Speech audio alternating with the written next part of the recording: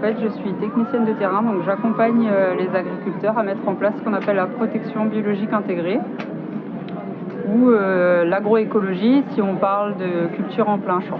Et vous êtes de votre association, c'est votre structure? Donc la FDG, donc. Qui veut dire? Donc la Fédération départementale des groupements de défense contre les organismes nuisibles. Quel est d'abord l'objectif de cette structure? Alors, il y en a plusieurs. Donc on a un pôle qui s'appelle surveillance, donc surveillance biologique du territoire.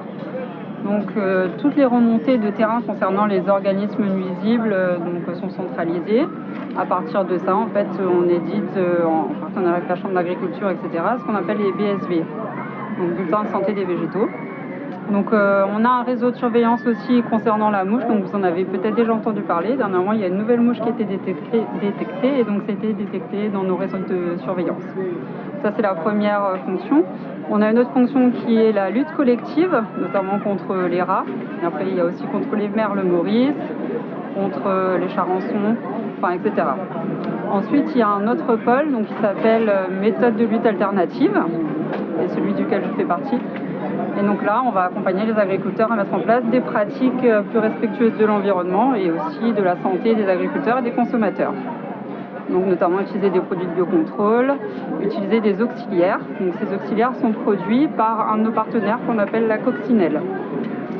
Ensuite, il y a un autre pôle qui est le pôle formation, où là on fait des formations pour les agriculteurs, notamment sur la protection biologique intégrée, mais aussi tout ce qui est certificats, etc. On a aussi un autre pôle qui s'appelle le laboratoire, donc c'est la clinique du végétal.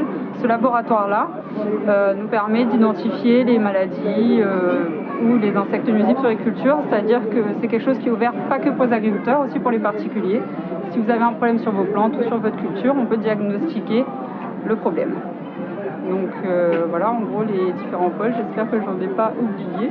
Vraiment le plus important, c'est la formation des agriculteurs, tout simplement parce que des fois il y a des nouvelles techniques dont on n'est pas forcément au courant, notamment toute une gamme de produits de biocontrôle.